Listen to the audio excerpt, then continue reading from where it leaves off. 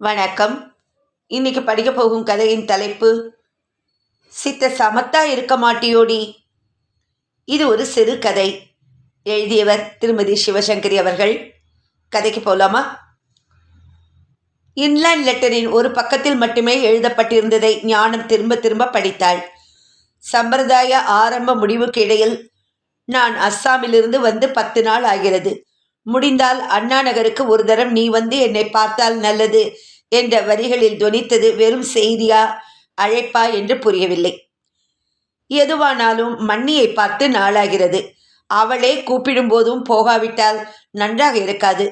பார்த்தாலும் கூட நன்றாக இருக்க ஒன்றுமிராது என்றாலும் எத்தனை நாளைக்கு தான் தள்ளி போடுவது? போகலாம் என்று முடிவு செய்தாலும் சரசரவென்று கிளம்பி போய்விட முடிகிறதா என்ன? மண்ணியை பார்த்துவிட்டு வந்தேன் என்று சாதாரணமாக சொல்வதும், காலையில் எனக்கு நெஞ்சு வலித்தது, ஹார்ட் அட்டாக்காக இருக்குமோ என்று பயப்படுவதும் புருஷன் சிவராமனுக்கு ஒன்றுதான். எதற்கும் அப்படியா என்பது போல ஒரு பார்வை. மிஞ்சி போனால் போறது போ என்பதுதான் மாமூலாக கிடைக்கும் பதில். தான் உண்டு தன் வேலை உண்டு ரகம். ₹1,00,000 லாட்டரியில் வந்தாலும் குதிப்பது கிடையாது, போனாலும் இழிந்து போகிறவர் இல்லை. சரியான அப்ராணியா இல்லை விவேகம் நிறைந்த சிதப்பிரஞ்சரா தெரியாது. தெரிந்து கொள்ளவும் ஞானம் ஆசைப்பட்டதில்லை. கையில் இருந்த கடிதத்தை மற்றும் ஒரு முறை படித்தாள். போய் வந்து விட்டால் ஒரு காரியம் முடிந்தது. நாளைக்கு நான் லெட்டர் போட்டும் நீ வரவில்லை என்கிற குற்றச்சாட்டுக்கு இடம் இருக்காது. கல்யாணமாகி இத்தனை வருஷங்கள் கழிந்த பிறகும், மாப்பிள்ளைகள் வந்து பேரன் பேத்தி பிறந்த பிறகும், மண்ணியிடம் தனக்கு இருக்கும் பயத்தை நினைக்கையில் உதட்டோரும் சிரிப்பொன்று சுழித்தது. மீண்டும் ஞானம் கடிதத்திடம் கவனத்தை செலுத்தினாள். 9 மணிக்கு கடையை மூடி சாவியை முதலாளி வீட்டில் கொடுத்துவிட்டு அவர் வரும்போது வீடு திறந்திருந்தால் போதும். அதற்குள் அண்ணா நகருக்கு 4 தரம் போய்விட்டு வரலாம். ஆனால் தனியாக எப்படி போவது? போக வேண்டும் என்கிற தீர்மானத்தின் தோளை அணைத்தபடி கவலையும் உடன் வந்து நின்றது. கடைக்குட்டி சுபத்ரா 3 மாசங்களுக்கு முன் திருமணமாகி செல்லும் வரை எதற்கும் அவள் கூட நின்றதால் ஞானம் எந்த வகையிலும் கஷ்டத்தை உணர வழி இல்லாமல் தான் இருந்தது. பெற்றது நாளும் பெண் என்றாலும் ஒவ்வொருத்தியும் வீட்டில் இருக்கும் வரை குடும்ப சுமையை பகிர்ந்ததும் அல்லாமல் உப்பு புளி வாங்குவதிலிருந்து தங்கள் கல்யாணத்துக்கு சத்திரம் பார்ப்பது வரை தாங்களே கவனித்து கொண்டு விட்டார்கள். சுபத்ரா போன பின்தான் ஞானத்துக்கு திண்டாட்டமே ஆரம்பமாயிற்று. ஒரு வழியாய் இப்போதுதான் வாசலில் காய்கறி வாங்கவும் தெரு முனையில் இருக்கும் கடையில் மளிகை வாங்கவும் பழக்கம் ஏற்பட்டிருக்கிறது. இந்த அழகில் அண்ணா நகருக்கு தனியாய் எப்படி போவது? எந்த பஸ்ஸில் ஏறி எங்கு இறங்கி எப்படி போக? மூத்தவள் நிர்மலாவின் புருஷனுக்கு கோயமுத்தூருக்கு மாற்றலாகி போய் 1 வருஷம் ஆகிறது. இங்கே சென்னையிலேயே இருந்திருந்தால் கூப்பிட்ட குரலுக்கு உடனே ஓடி வருவாள் நிச்சயம். இப்போது மட்டும் என்ன? சென்னைக்கு வரும் ஒவ்வொரு முறையும் பெற்றவர்களின் மெடிக்கல் செக்கப் முதல் தங்கைகளின் கல்யாண விஷயங்கள் வரை அத்தனையும் இழுத்து போட்டுக்கொண்டு செய்தாள். போதாததற்கு புடவை கிரைண்டர் என்று வாங்கி வந்து அவர்தாமா ஐடியா கொடுத்தார் என்று சின்ன சிரிப்போடு நீட்டுகிறாள். எதுக்கடி இதெல்லாம் என்றால் இன்னும் பெரிதாக சிரிப்பாள். செஞ்சா என்னம்மா, 2 பேரும் ஒரே மாதிரி பேங்க் வேலை தானே, மாமியாருக்கு பண்ணலாம், அம்மாவுக்குன்னா கூடாதா என்று அவள் ஒரே போடாக போடுவதை மாப்பிள்ளையே அதானே என்று அங்கீகரிக்கும் போது மறுத்து பேச ஞானத்துக்கு வாய் ஏது? 2ஆம் அவள் கல்யாணிக்கு சம்சாரம் பெருசு. மச்சினர் ஓர்படியோடு கல்யாணமாகாத கொழுந்தன்களும் நாத்தனார்களும் உண்டு. இருப்பினும் ஓயாத அடுப்பங்கரை காரியத்துக்கு இடையிலும் மாசம் ஓரிரு தரமாவது எட்டி பார்க்காமல் இருப்பதில்லை. வந்த இடத்துலையாவது சித்த பேசாம படுத்து கிடக்கப்படாதோ என்று ஞானத்துக்குத்தான் அங்கலாய்ப்பாக இருக்கும். ஆனால் கேட்கிறவள் இல்லை கல்யாணி, அதிகம் பேசுகிறவளும் இல்லை. என்னமோ பாதியில் விட்டு போன கை காரியத்தை தொடர்கிற மாதிரி வரும்போதே புடவையை தூக்கி செருகிக் கொண்டேதான் வருவாள். இரவு அவள் கிளம்பி போகும்போது பார்த்தால் வீடு பளிச்சென்று ஆகியிருக்கும்.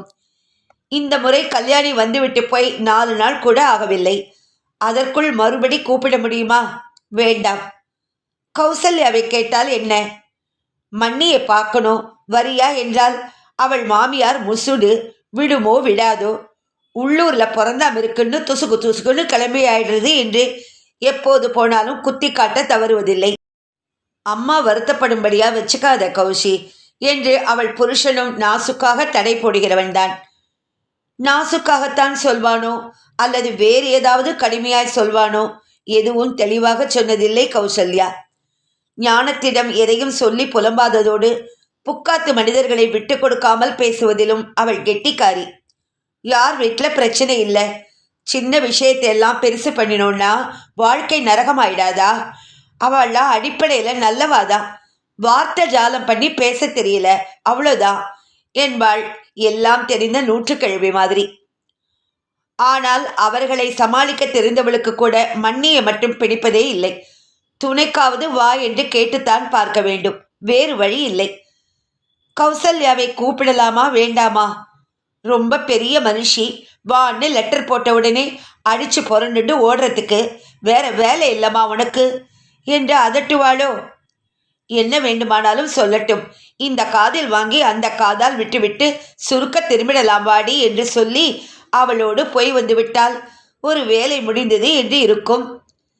செய்ய வேண்டியது என்ன என்று உறுதியான பிறகு ஞானம் வீட்டை பூட்டிக் கொண்டு 2 வீடு தள்ளியிருந்த டாக்டர் கிளினிக்கு போய் டேபிளின் மீது இருந்த டைப்ரைட்டரை தட்டி கொண்டிருந்த பெண்ணிடம் ஒரு ஃபோன் பண்ணிக்கட்டுமாமா என்றாள் மெதுவாக. வழக்கமாய் வருகிறவள் என்பதனால் அந்த பெண் தலையாட்ட ஞானம் கையில் இருந்த சீட்டை பார்த்து நம்பரை சுழற்றினாள். ஹலோ, யாரு? கௌசியா? நான் தாம்மா. என்ன இப்படி மத்தியான வேளையில் ஃபோன் பண்ணுற? யாருக்கும் உடம்புக்கு ஒன்றும் இல்லையே? அதெல்லாம் இல்லடி, மண்ணிக்கிட்டேருந்து கடுதாசி வந்திருக்கு, அதான் சித்த போய் பார்ப்போமேனு தான். கௌசல்யாவின் குரல் உயர்ந்து கத்தலாய் வெளிப்பட்டது. உடனே விழுந்து அடிச்சுட்டு அண்ணா நகருக்கு போறியாக்கும். ஏமா, உனக்கு எத்தனை தடவை சொன்னாலும் உரைக்கவே மாட்டேங்கிறது. எதிர்பார்த்தது தான். ஞானம் அதை பாராட்டாமல் கேட்டாள். அதெல்லாம் கிடக்கட்டுண்டி, நீ எனக்கு துணைக்கு வருவியா மாட்டியா அதை சொல்லு. மாட்டேன், நானும் வரமாட்டேன், நீயும் போக வேண்டாம். இங்கே மாமியாருக்கு உடம்பே நன்னா இல்லை, எத்த சாப்பிட்டாலும் வயத்தில் தங்காமல் வந்துடுறது, விட்டுட்டு வராப்புல இல்லை. வேற ஏதானும் அவசியம்னாலும் எங்கள் ஆத்துக்காரர்கிட்ட சொல்லி பார்த்துக்க சொல்லலாம். இப்போ நீ அண்ணா நகருக்கு போகிற அளவுக்கு அவசரம் ஒன்றும் இல்லை, பேசாமல் இரு. சுபாவப்படி அவள் மூச்சு விடாமல் கத்த. ஞானத்துக்கு ஏமாற்றம். ரிசீவரை வைத்துவிட்டு காசை கொடுக்கும்போது சுபத்ராவுக்கு ஃபோன் செய்து கேட்டால் என்ன என்று ஒரு கணம் தோன்றிய நினைப்பு உடனே மறைந்தது. ஆபத்து என்றால் ஆஃபீஸுக்கு லீவு போட்டுவிட்டு ஓடியே வருவாள் என்றாலும் அவளும் தான் மன்னி என்று கேட்டாலே கத்துவாள். அதோடு புதுசாய் கல்யாணமானவள். சாயந்தரம் புருஷனோடு என்ன ப்ரோக்ராம் வைத்திருக்கிறாளோ. கிளினிக்கிலிருந்து வந்து பூட்டை திறந்து வீட்டுக்குள் நுழைந்த போது ஏதோ ஒரு கையாலாகத்தனம் மனசு முழுக்க பரவி இருந்தது. ஒரு பிள்ளை, ஒரே ஒரு பிள்ளையாவது பெற்றிருந்தால் இப்படி கெஞ்சி கொண்டிருக்க வேண்டாமே. எடுடா வண்டியே என்றால் நிமிஷ நாழிகையில் கொண்டு சேர்த்து விட மாட்டானா? சித்த சமத்தா இருக்க மாட்டியோடி என்ற மன்னியின் விமர்சனம் நிஜம்தானோ? இன்னும் கொஞ்சம் சமத்தாக இருந்திருக்கலாமோ? பெண்ணுக்கு பதில் பிள்ளையாய் பெற்றிருக்கலாமோ? ச்சே, என்ன பேத்தலான நினைப்பு இது. என்னமோ வேண்டுமென்றே பெண்ணை விரும்பி பெற்ற மாதிரி. நம் கையில் என்ன இருக்கிறது? எது வேண்டும் என்று தேர்ந்தெடுக்கும் உரிமை யாருக்கும் இல்லாத போது சமர்த்தி என்ன, அசடி என்ன? வேலை ஏதும் ஓடாமல் குருட்டு யோசனையில் ஆழ்ந்திருந்த ஞானம் மோட்டார் சைக்கிள் வந்து நிற்கும் சத்தம் கேட்டு ஜன்னல் வழியே வெளியே பார்த்தாள். கணவனின் தோளை பிடித்தபடி உட்கார்ந்திருந்த சுபத்ரா இறங்கி உள்ளே வந்தாள். என்னம்மா, தூங்கிட்டு இருந்தியா என்ற கேள்விக்கு பதில் சொல்லாமல் ஞான மாப்பிள்ளையை பார்த்து சின்ன குரலில் வாங்கோ என்றாள். லேசான கூச்சத்துடன் அவன் தலையசைத்து சோபாவில் உட்கார்ந்து கொண்டான். ஆஃபீஸ் லீவாடி இன்னைக்கு? இந்த நேரத்தில் போய் வந்திருக்கியே? லீவா? இன்னைக்கு சனிக்கிழமம்மா, மறந்துட்டியே.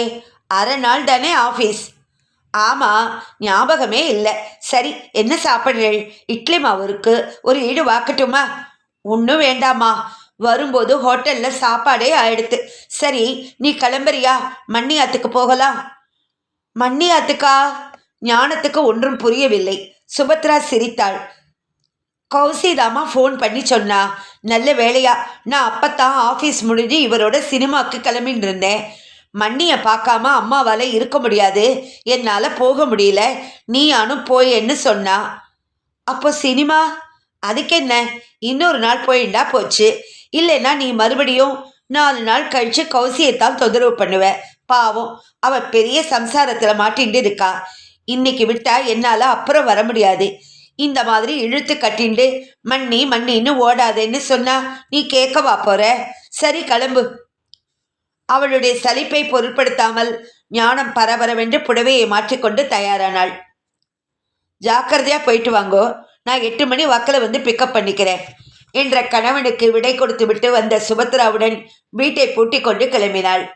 அரை மணி காத்திருத்தலுக்கு பிறகு வந்த பஸ்ஸில் மதிய வேளை என்பதாலோ என்னவோ உட்காரக்கூட இடம் கிடைத்தது. அடடா, மண்ணிக்கு ஒண்ணுமே வாங்கிக்கலையே, ஒரு டஜன் மலைப்பழமாவது வாங்கிட்டு பஸ் ஏறி இருக்குல்லடி சுபத்ரா. ஆமா, நீ கொண்டு போறத திங்கத்துக்காகத்தான் அவன் நாக்க தொங்க போட்டுட்டு காத்துட்டு இருக்காளாக்கும். உனக்கு இன்னும் இந்த அஜ்ஞானம் விடலையே. எதுக்கடி விடணும்? என்ன இருந்தாலும் எங்க அண்ணா பொண்டாட்டி அவ. அதான் அண்ணாவே போயாச்சே, அப்புறம் இவளை என்ன பார்வை வேண்டி கிடக்கு? அதுக்காக அண்ணா போயிட்டா உறவே இல்லைன்னு ஆயிடுமா? அது என்னமோம்மா, உங்க ஒருத்தருக்காவது அவளை பிடிக்கிறதே இல்லை. சித்தலொடன்னு பேசுற சுபாவம், பாவம். மற்றபடி ஆஹா, ரொம்ப பாவம்தான். எங்களுக்கு தான் பிடிக்கல, உனக்கு என்ன? 4 நாள் மட்டும் போய் மண்ணிக்கிட்ட சீராடிட்டு வர்றது தானே. எப்போவோ ஒரு தரம் போயிட்டு வர்றப்பவே உனக்கு பிபி ஏறி போயிடுறது. அவ பேச்சலையும் குத்தலையும் கேட்டுண்டு அழாம நீ வந்த நாள் ஏதாவது உண்டா? போம்மா, பெருசா சப்பக்கட்டு கட்டாத, எனக்கு தாங்கல. ஞானம் மேலும் பேச்சை வளர்த்தவில்லை. பேச என்ன இருக்கிறது? சுபத்ரா சொல்வது அத்தனையும் உண்மைதானே. மண்ணியை பார்த்துவிட்டு கண்ணில் நீரும் நெஞ்சில் பாரமுமாய் வராத நாளே கிடையாது.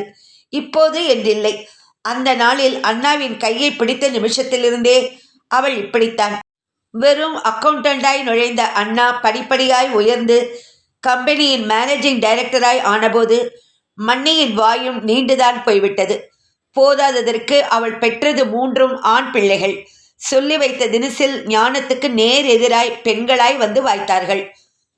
முதல் 2 பிரசவத்துக்கும் பிறந்தகம் போன போது ஆரம்பித்த சித்த சமத்தா இருக்க மாட்டியோடி என்ற குத்தல் பேச்சு கடைசி 2 பிரசவங்களுக்கு ஞானம் புக்ககத்திலேயே இருந்தபோதும் விடவில்லை. கொண்டையும் அதை சுற்றிய வேணியும் கை கழுத்து காது கொள்ளாத வைரமும் தோளை பொருத்திய ஜரிகை புடவையும் சற்றே உயர்த்திய முகத்தில் அலட்சிய பார்வையுமாய் மண்ணி வரும்போதே ஞானத்துக்கு வயிற்றை கலக்கும். மூத்தது தானே இது. போன தரம் பார்த்ததுக்கு இப்ப என்னமா வளர்ந்துருக்கா? வயத்துல வச்சு திணிக்கிறியாக்கும். பொன் வளர்த்தியோ பீர்க்கங்கா வளர்த்தியோன்னு பெரியவா சொல்ற மாதிரி தப தபன்னு பெருசாகி நிற்கும். அப்புறம் நெருப்பை கட்டிண்டு அலையணும். மேலும் கீழுமாய் பார்வையை மேய விட்டு என்னமோ தப்பு நடந்துவிட்ட தினசில் மண்ணி பேசும்போது குழந்தைகள் கூசி போய் நிற்பார்கள். போதாக்குறைக்கு குழந்தைகள் தவித்து இருக்கையில் ஒத்து நாயன மாதிரி அவள் பிள்ளைகள் வேறு. கேர்ள்ஸ் கூட நாங்கள் விளையாட மாட்டோம் என்றும் பாய்ஸ் ரூமுக்குள்ள கேர்ள்ஸ் வரக்கூடாது என்றும் மாற்றி மாற்றி அதிகாரம் செய்தால் யாருக்குத்தான் பிடிக்கும்? இனிமே நாங்களும் அங்கே வரமாட்டோம், உங்க மண்ணியும் அவ அருமை பசங்களும் இங்கே வர வேண்டாம் என்று எத்தனைதான் பெண்கள் அழுதாலும் ஞானத்துக்குத்தான் ஏனோ மனசு கேட்பதில்லை. பகவான் புண்ணியத்தில் மண்ணியிடம் பணத்துக்கு போய் நிற்க வேண்டிய அவசியம் வாய்க்கவில்லை. 4 பேருமே படிப்பில் சுட்டி உயர்ந்த படிப்பு படித்து சமர்த்தாய் நல்ல உத்தியோகங்களை தேடிக்கொண்டு விட்டார்கள். எப்போதுமே அதிகம் ஆசைப்படாத வாழ்வானதால் சக்திக்கேற்ப ஒருத்தர் தயவின்றி கல்யாணம் காட்சிகளை கூட ஒப்பேற்றியாகிவிட்டது. ஆனால் இவர்கள் போய் நிற்காவிட்டாலும் மரியாதைக்காகவாவது எதற்கும் உதவி வேண்டுமா என்று கூட கேட்டவளில்லை இந்த மண்ணி. அண்ணாவுக்கு எப்போதுமே நேரம் இருந்ததில்லை. பார்க்கும் சந்தர்ப்பங்களில் சௌக்கியமாமா, மாப்பிள்ளை எப்படி இருக்கார், குழந்தைகள், அவசர வேலை இருக்கு, நான் வரட்டுமா, நீ மண்ணிக்கிட்ட பேசின்று என்று வார்த்தை மாறாமல் ஒப்பித்துவிட்டு போவார். இவள் வீட்டு விசேஷங்களுக்கு கூட 1 அல்லது 2 வேளை வந்து தலையை காட்டிவிட்டு போவார்கள். அவ்வளவுதான். அவள் பிள்ளைகளுக்கு அதற்கு கூட நேரம் இருந்ததில்லை.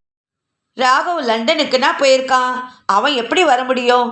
ரமேஷோ ரவியும் பரீட்சைக்கு படிக்கிறா, வெறும் டிகிரியா போனா போகிறதுன்னு வர்றதுக்கு இன்ஜினியரிங்கும் சிஏவும் படிக்கிறவாளால நினைச்சாப்புல கிளம்பிட முடிகிறதா?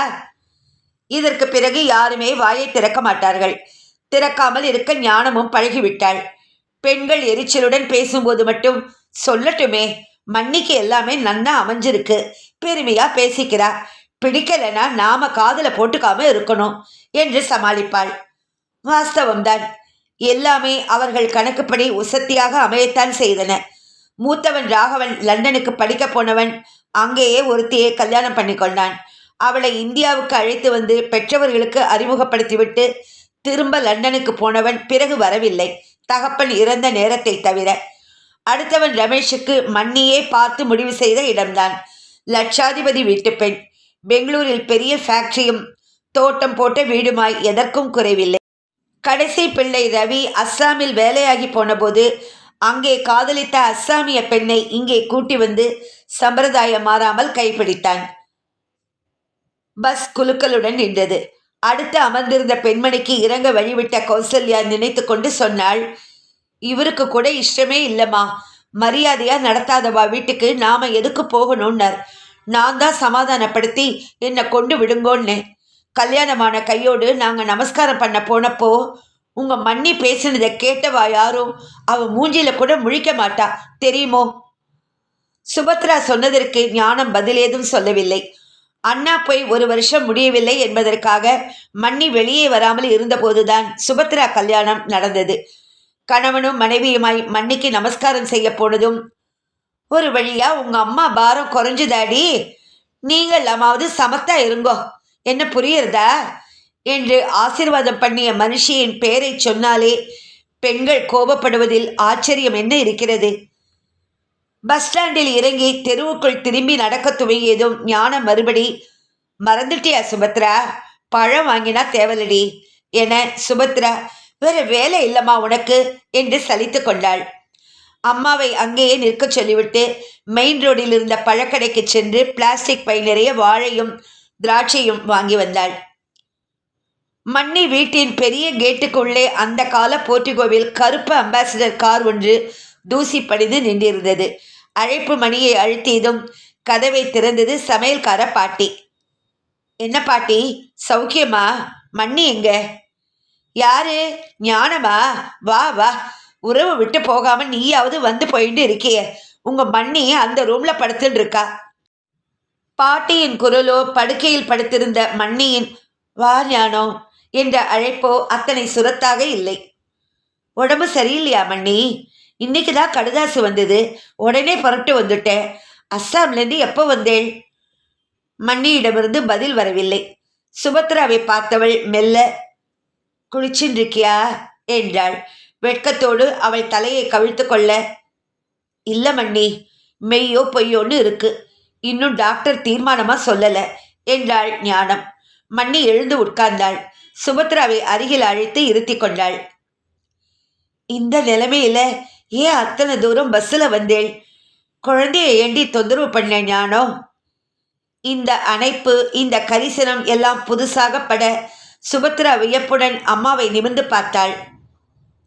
பரவாயில்ல மண்ணி, வான்னு நீங்க எழுதியிருந்தேளா? எனக்கு இருப்பே கொள்ளலை. கௌசியை கூப்பிட்ட, அவ இவ்வளோ அனுப்பிச்சிட்டா. அஸ்ஸாம்ல ரவி, அவன் பொண்டாட்டி, குழந்தை எல்லாம் சௌக்கியம் தானே? அவ பேசுறது உங்களுக்கு புரியுறதா மண்ணி? மண்ணியிடமிருந்து சலிப்பான ஒரு என்ற சூழ்கொட்டல் தான் பதிலாக வெளிப்பட்டது. வரும்போது பெங்களூர் போயிட்டு வருவேன்னு சொன்னேளே, ரமேஷாத்துக்கு போயிருந்தேளா என்றாள் மண்ணி மறுபடியும். எங்கே போனா என்ன, எனக்கு ஒன்றும் சரிப்பட்டு வரல, எல்லாருக்கும் நான் வேண்டாத மனுஷியாக ஆயிட்டேன் என்றபோது குரல் தழுதழுத்தது. சில நொடிகளுக்கு மௌனித்தவள் பேச்சை மாற்றும் உத்தேசத்தோடு, பாட்டி, இவளுக்கு காப்பியும் டிஃபனும் கொண்டு வாங்கோ, பாவம் வெயிலில் வந்திருக்கா என்றாள். வந்தவைகளை சாப்பிட்டு முடித்து ஞானம் ஏதோதோ பேசின 1/2 மணி நாழிகையில் மண்ணியிடமிருந்து அதிகமான பேச்சில்லை, வழக்கமான ஈட்டி குத்தல்களும் இல்லை. நான் கிளம்புறேன் மண்ணி, இவ்வாத்துக்காரர் வரை 8 மணிக்கு வரேன்னு சொன்னார், அப்புறம் வீணா கவலைப்படுவர்.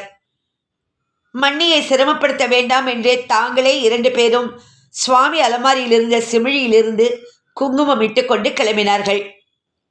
வரோம் மண்ணி, உங்க உடம்பு நன்னாவே இல்லை, பார்த்துக்கோங்கோ. ரொம்ப முடியாம போனா சொல்லி அனுப்புங்கோ, தனியா கஷ்டப்பட வேண்டாம். நிஜமான கரிசனத்துடன் பேசிய ஞானத்தின் கையை பிடித்து கொண்டு சரி என்ற மண்ணி பலவீனமான குரலில், சமத்துடி நீ, பொண்ணா பெத்திருக்க என்றபோது அந்த ஒற்றை வரி நடந்துவிட்ட அத்தனை சமாச்சாரங்களையும் துல்லியமாக உணர்த்த முதல் முறையாக ஞானத்துக்கு மண்ணியை நினைத்து பரிதாபப்பட தோன்றியது. இத்துடன் இந்த கதை முடிவடைந்தது. ரொம்ப ரொம்ப அருமையான கதை. இந்த கதையை எத்தனை தடவை வேண்டுமானாலும் படிக்கலாம், கேட்கலாம்.